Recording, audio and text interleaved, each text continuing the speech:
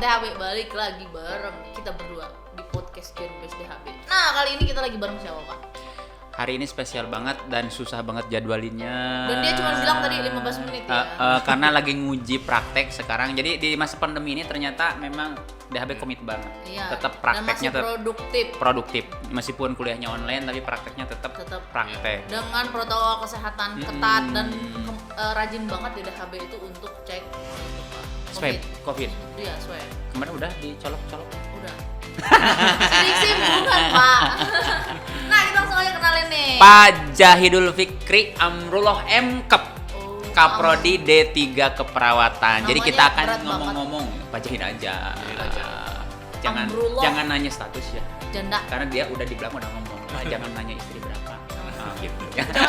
Jangan Pak Jahid ini adalah salah satu pelopor istri 2. Wow. Baru tahu. Udah punya apa 2? Baru itu udah tersertifikasi. Ya, kalau sampai saat ini masih saja. Karena Pak Ahmad belum sampai ke sana. Nah, kita akan bahas-bahas tentang D3 keperawatan. Ya. Sebetulnya kalau kita secara umum kan perawat itu hanya just apa ya? Kerja di ini ya, behind the scene gitu ya.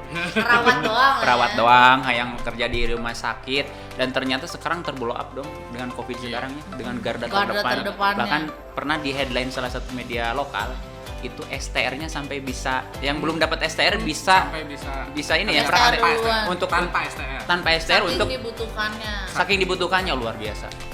Jadi seperti apa sih gambaran perawat menurut Pak Jahid ini seperti apa nih? Di DHB. Di DHB, ya. Sebelum kita ke gambaran perawat secara luas, Oke. Kita lihat DHB dulu. Jadi alhamdulillah ya, selama ini untuk diplomasi perawatan mungkin di saat kampus-kampus yang lain menutup diri, kan kita sebagai tenaga kesehatan tidak bisa seperti itu kan ya. Kita kan bagaimana caranya supaya kita ini bermanfaat. Dalam istilah lain, masa kalau ada orang terkena bencana kita dong malah kabur benar. Sebagai tenaga kesehatan, panggilan hati bedanya orang DHB juga gini. DHB banget. Iya. Helping people. with its principle, head, hand, and heart. Ayat itu kan. Mantap. Gimana Pak? Jadi di saat kampus yang lain menarik diri, sebagai perawat diharap ya. Kita sebagai perawat alhamdulillah gitu ya, apalagi diplomatika keperawatan dengan skill-skill yang harus mumpuni gitu ya. Sampai sekarang kita masih melakukan kegiatan-kegiatan, tentunya kegiatan ini bermanfaat. Jadi ada yang jadi relawan, yang sudah senior biasanya jadi relawan ya. Yang sudah bahkan senior. Sekarang diarahkan yang praktek pun bagaimana mendorong agar secepatnya membantu tenaga kesehatan pemerintah untuk menangani pandemi ini ya.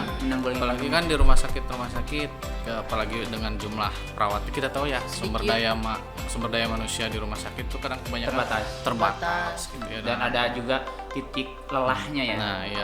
Nah kita kemarin juga bekerja sama yang baru-baru ini dengan rumah sakit Lanud Sulaiman di situ ya. Jadi mahasiswa kita kerjasama melakukan praktek juga ya. Di satu sisi kita punya ilmu pengetahuan yang didapat, di sisi lain kita bisa bermanfaat, membantu di rumah sakit sekitar, terutama kan sekarang sangat tertutup dengan COVID ini gitu. Jadi memang rumah sakit pun membatasi ya. Membatasi. Orang-orang ada luar gitu. Nah berarti Pak ya, menariknya berarti semua mahasiswa ini masih dibilang mahasiswa ya. Mahasiswa perawat itu harus siap dong. Dan kan banyak orang-orang yang bilang enggak, gue nggak mau ke rumah sakit. Dan disetting dari tingkat 1 ya? Ya disetting dari tingkat 1, walaupun ya kita emang pada kenyataannya ada keterbatasan. Kita juga harus memperhatikan protokol tentu ya. PD alat kesehatan semua dari mulai masker, terus apron dan sebagainya macam, juga kacamata, semuanya itu kita penuhi semuanya mahasiswa. Jadi semuanya dipenuhi dari kampus. Bahkan semester 1 aja udah mulai mereka dikenalkan ya. Sudah. Dan semester 1 aja kita kalau kan sekarang tidak ada istilahnya protokol kesehatan, tidak berkerumun gitu ya. Tetap kita ya itu memenuhi protokol. Tetapi kan untuk teori kita bisa melakukan daring.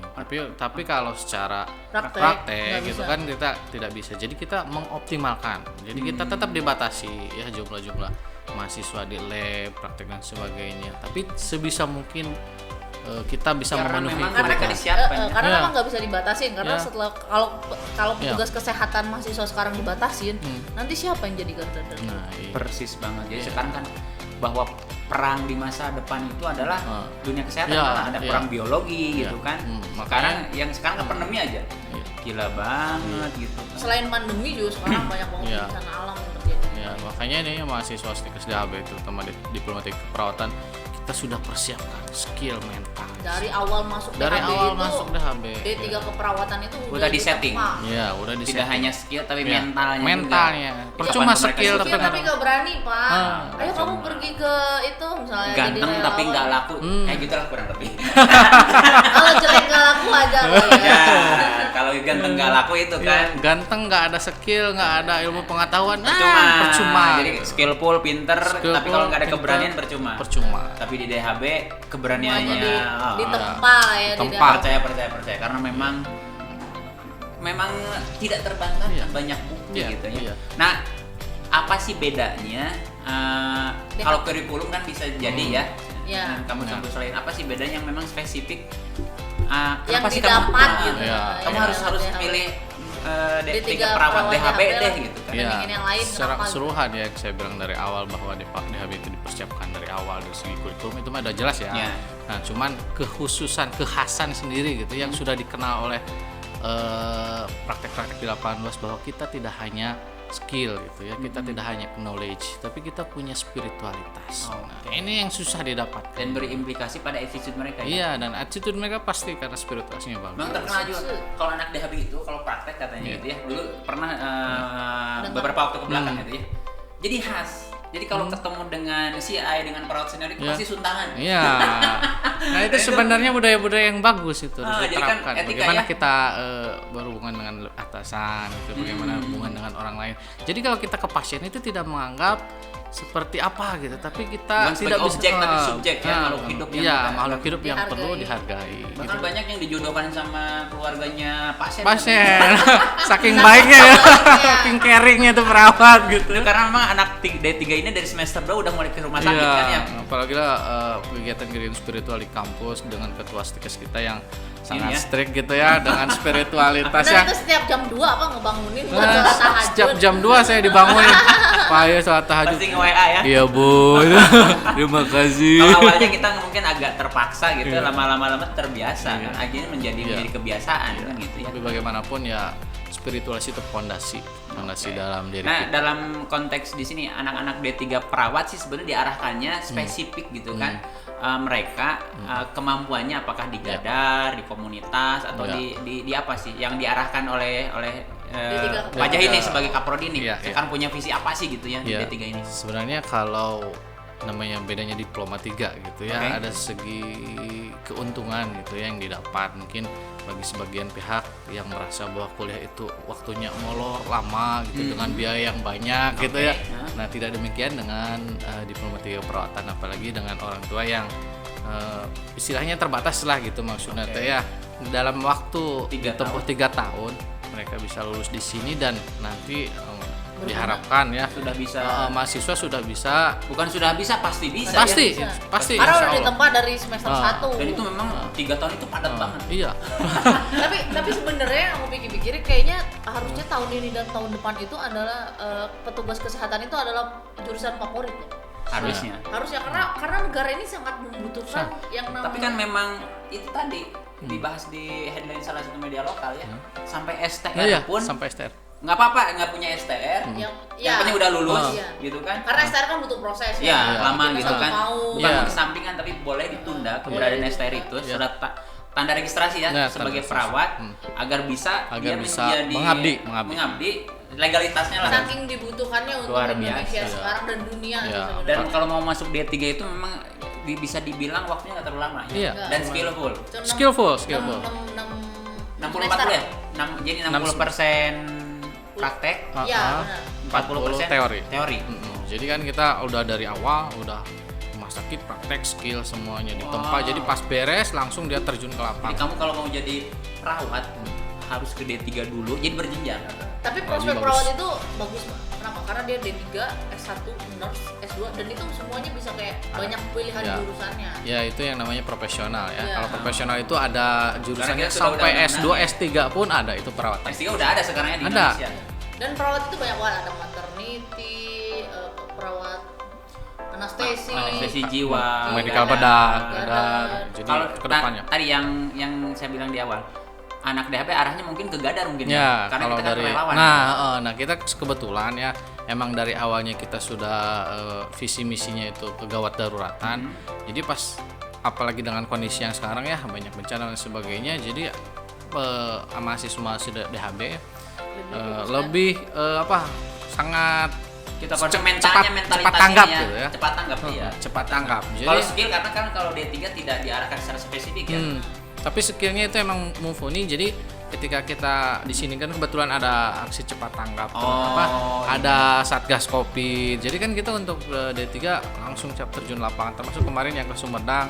Udah langsung ya, D3 juga kan. Dan harus siap kalau kalian kuliah di DHB itu harus siap. Benar-benar 24 jam. Dipanggil untuk jadi relawan. Kalian harus. Jadi esensi tenaga kesehatan sebetulnya kan di sinilah. Di sini ya. Bagaimana tingkat 1 aja mereka sudah didorong untuk jadi relawan. Diisi mentalitasnya, prodinya Pak Jahid juga sudah concern bagaimana prakteknya mereka juga diisi dengan matang ya, maksimal. Iya, jadi user itu yang namanya rumah sakit user itu apa ya yang dibutuhkan itu. Jadi insya Allah kalau keluaran DHB itu udah pada tahu, jadi pengguna layanan dicari lah ya. Mentalnya udah sip, skillnya juga jangan dipertanyakan karena spiritual. Selain skill spiritual ya. Nah sampai sekarang alumni D3 perawatan kira-kira berapa Pak? Kemana aja sih? Wah udah banyak kayaknya. Berapa dan udah nyampe hampir 1.000 ya mungkin? Oh iya hampir 1.000 lebih. Sekarang paling jauh di mana tuh? Yang ada yang mungkin Bapak tahu sekarang? Kalau yang saya dengar sih ada yang di Jepang, ada yang di Arab Saudi. Ya, dan D3 perawat. Dan itu kan kalau apalagi D3 ya beres 3 tahun dan dibutuhkan di luar sana gitu. Jadi gajinya lumayan itu. Yang kemarin kita ngobrol sama Pak Biben tuh. Iya, karena kita juga itu kan kebetulan punya ini ada kan DHB International Office ya. Jadi DHB ini udah paripurna banget, mentalnya udah kerja sama. diisi, bagaimana lapangan pekerjaannya kita udah kerja sama disediakan. Karena emang kayak baru lulus bidan pun kayaknya di DHB baru lulus pun udah dicari ini udah di booking sama rumah sakit ini, udah di booking sama klinik ini. Kok ibu ngomong bidan terus sih? Ya maksudnya perbandingannya sama. Kita lagi Oh iya. Karena beliau itu backgroundnya bidan gitu. Ya nggak maksudnya sama gitu, apalagi perawat dong sekarang di masa Covid gitu. Pasti rumah sakit itu butuh banget tenaga kesehatan. Mahasiswa sekarang yang ada aktif di D3 perawat, asalnya dari mana aja nih? Oh, dari luar Papua ada. Wow. Dari luar seluruh Indonesia ada ya. Timur ada. Timur ada. Ada yang kata. Cuma itu kemarin itu hanya di di prodi yang lain. Karena kan potensinya mereka lebih kewirausaha. Tapi sempat juga pernah ada di keperawatannya ada. Dan yang kemarin ada perawat itu ada program RPL, itu menarik sekali. Jadi RPL itu program akselerasi ya? Akselerasi. Jadi dia udah menjadi kepala ruangan, udah jadi pejabat lah semua di TNI di mana. Disuruh kuliah lagi. Dan DHB ini dipercaya gitu. Dipercaya menyelenggarakan. Yang dikasih sepatu tadi. Karena sepatunya nggak sama. Jadi dikasih sepatu. Oke. Berarti emang kalau udah kita ngobrol-ngobrol banyak, berarti emang D3 keperawatan DHB itu berpotensi banget lah ya. Banyak orang yang bilang ngapain sih kuliah nanti ujung-ujungnya nganggur. Salah, kalian kuliah di DHB ujung-ujungnya pasti kerja. Insya Allah kerja. Justru bingung nyari kerja, bukan nyari bingung kerja. Milih, kerja di mana? Milih tempat. Ya kalau kemarin aja. Gede, di luar negeri. Iya, kemarin aja ada laporan yang baru lulus kemarin tuh. Dan alhamdulillah itu program Diploma 3 Keperawatan hanya 1 orang yang nggak lulus uji kompetensi dan semuanya. Karena dia juga kayaknya lagi sakit ya. Hanya 1 orang yang nggak lulus uji kom. Itu juga karena dia lagi sakit. Kan jadi nggak maksimal. Iya. Nah, pesan-pesan terakhir Pak, bukan mau kemana enggak ya? Buat sobat-sobat DHB, apa nih yang memang bisa membuat ada ya teman-teman sobat DHB yang mungkin lagi galau, lu kuliah di mana, kalau kuliah pasti DHB. Cuman jurusannya di mana nih? Ada Kenapa kan sih mereka harus milih D3 keperawatan nih, ada yang mau disampaikan? Oke, ya. Yang pertama kan untuk D3 harus keperawatan. menjual apa ya nih? Ya. Menjual. Ya, diploma 3 keperawatan DHB kan dari segi kualitas insya Allah kita terjamin. Udah terkenal lah kalau se-Jawa Barat. Kita praktek di mana? Ya Hasan Sadikin juga udah kita pastinya udah terkenal gitu. Dari kualitas, dari segi spiritualitas ya. Dan itu sangat jarang sekali ya. Kampus tidak hanya kualitas tapi spiritualitas ya. Jadi kadang kualitas saja tidak cukup ya, karena kualitas hanya mandang kualitas kan banyak yang akhirnya korupsi gitu. Pokoknya kayak gitu Pintar, tapi ujung-ujungnya jadi banyak orang pintar tidak tapi tidak amanah. Tapi kan kalau di kita mah ya, kalau kita gitu selaku orang Islam memandang bahwa kita tidak hidup itu tidak hanya di dunia. Nah, itu yang selalu ditekankan sama ketua Stikes kita. Jadi kita pengen gitu di dunia bisa dan di akhirat juga kita bisa bareng. Bunda Maindin. Dan kalau internalisasinya nilai-nilai Bunda Suryani ini Pak Jahit. Atau ini dia iklan diri sendiri.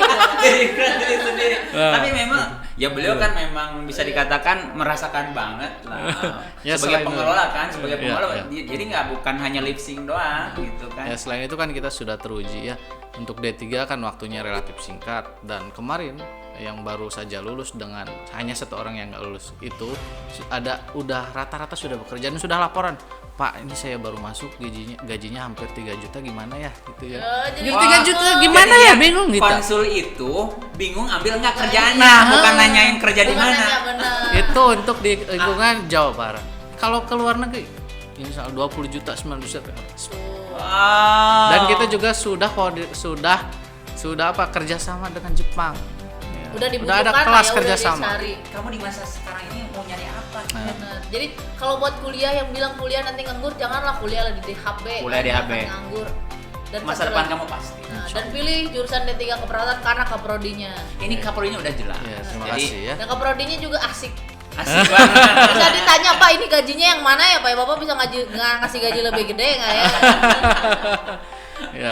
Jadi susah banget antara mahasiswa dengan kaprodinya dekat. Yang saya tahu Pak Jai dengan mahasiswanya dekat banget. Ya, banyak kemahasiswaan aja tuh orangnya sombong. Bener. Kemarin adik sepupu aku mau nganter skincare, teleponnya di reject. Padahal skincare-nya buat dia.